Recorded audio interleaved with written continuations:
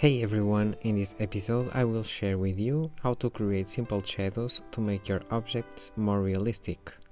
So here we are with the image open, and the first step is to identify from where comes the light to your object. As you can see here, the light comes from top left of the image, so the shadow should be on the right side of the product. With the brush tool selected and the foreground color to black, let's create a new layer and select a soft brush.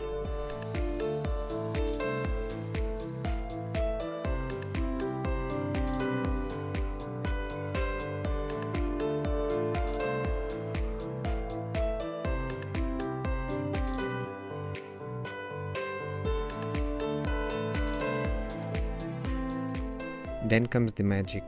Did you know that here on this preview you can set the angle and the roundness of the brush? Look at that!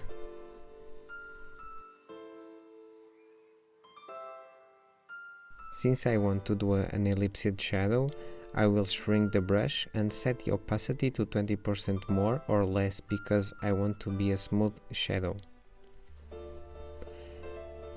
And then you just simply need to start painting where the shadow will be. You can start with small shades close to the object because it's where the shadow is more stronger, and then you should increase the brush size and paint wider to get the distance feeling of the shadow. And there you go. How simple was that? I hope you enjoy it, and I want to thank you for watching this video, and I hope you have learned something with it. If you like it, consider to subscribe and leave a like on this video and a comment with more suggestions or questions. It will help me a lot. Thank you, and I'll see you in my next video.